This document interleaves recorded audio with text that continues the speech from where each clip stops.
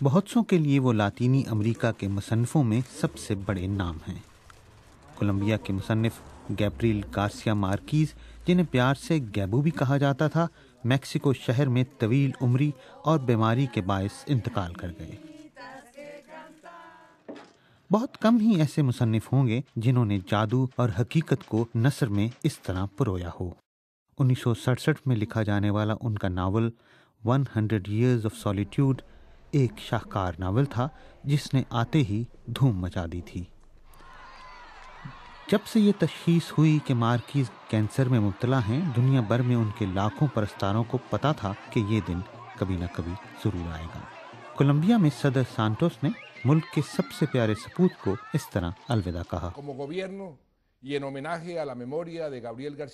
ہم بطور حکومت گیبریل گارسیا مارکیز کو خراج عقیدت پیش کرنے کے لیے 3 روزہ قومی سوگ منانے کا اعلان کرتے ہیں اور حکومتی اداروں کی عمارتوں پر ملک کا جھنڈا سرنگو کرنے کی ہدایت دیتے ہیں۔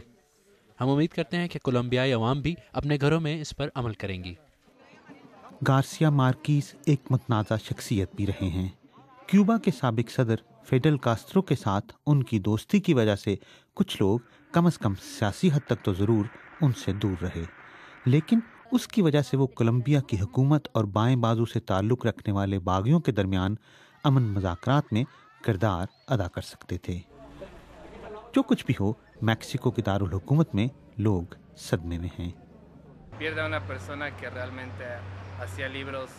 ہم نے ایک ایسے شخص کو کھو دیا ہے جو اعلیٰ اور دلچسپ کتابیں لکھتے تھے۔ ان کی طرح کا کوئی دوسرا ملنا مشکل ہے۔ انہوں نے ہمارے لیے زندگی چھوڑی ہے۔ گرچہ یہ عجیب بات ہے، لیکن میرے لیے ان کی جسمانی موت زندگی لائی ہے، اور گارسیا مارکیز کی کتابیں پڑھنا ہی زندگی ہے۔ میں عجیب سا محسوس کر رہی ہوں کیونکہ وہ ہمیں ایک غیر متوقع مقام پر لے گئے تھے۔ وہ آپ کو ان چیزوں کا احساس دلاتے تھے جو دوسرے مصنف نہیں دلاتے۔